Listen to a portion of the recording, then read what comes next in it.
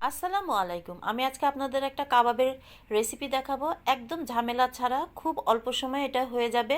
চলুন তাহলে শুরু করা যাক আজকে সেই কাবাবটা। এখানে আমি মুরগির দুটো সিনা নিয়েছি। আমি এটা জুলিয়ান কাট করে একটু লম্বা লম্বা করে কেটে নেব। আমি মাংসর টুকরোটা, বুকের মাংসটা লম্বা লম্বা করে কেটে নিচ্ছি। আপনারাও এইভাবেই লম্বা করে কেটে নেবেন। কেউ বড় রাখতে চাইলে আরও বড়ও রাখতে পারেন, কোনো অসুবিধা নেই। এটা আমি একটা ভেজিটেবিল পোলাওয়ের সাথে সার্ভ করেছিলাম, খেতে অসম্ভব ভালো হয়েছিল। তারপরে একটু হ্যামার দিয়ে এরকম থেতলে নেবেন,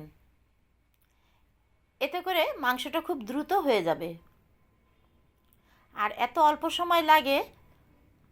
এখন আমি মশলা দিয়ে মেখে রাখবো। দিয়ে দিলাম আমি হাফ টেবিল চামচ মতো ঝালের গুঁড়ো, ধনের গুঁড়ো, জিরের গুঁড়ো, আর দিয়ে দিলাম একটু কাবাব মশলা।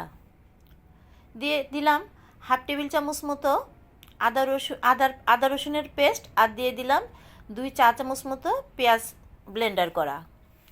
দিয়ে দিলাম স্বাদ মতো লবণ, আর দিয়ে দিলাম 2 টেবিল চামচ মতো টক দই। টক দই না থাকলে না দেবেন, কোনো অসুবিধা নেই। ঘরে যেই মশলা থাকবে সেগুলো দিয়ে এটা করা যায়। আমি মাখানোর পরে একটু সরিষার তেল দিয়ে 10 মিনিটের জন্য রেখে দেব। এই কাবাবটা করতেও যেরকম ভালো লাগে, খেতেও সেরকম মজা। আমি এটা তাওয়াতে করব। তাওয়াতে করার অনেকগুলো বেনিফিট আছে। খুব তাড়াতাড়ি কাবাবটা হয়ে যায়, আর কালারটাও খুব সুন্দর হয়। নন স্টিকের থেকে তাওয়াতে খুব দ্রুত রং ধরে এবং খুব ভালোও হয় খেতে।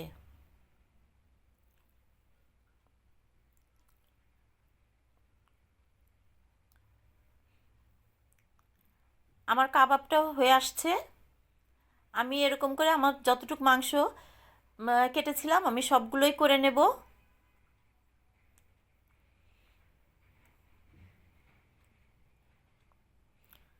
দেখুন কত অল্প সময়ের ভিতরে মাংসটা হয়ে আসছে।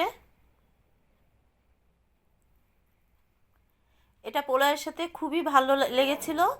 যদি আপনাদের এই রান্নাটা, কাবাবটা ভালো লাগে, তাহলে অবশ্যই একটা লাইক, কমেন্ট, সাবস্ক্রাইব করে দেবেন। দেখা হবে পরবর্তী কোনো একটা রান্না নিয়ে। আল্লাহ হাফেজ।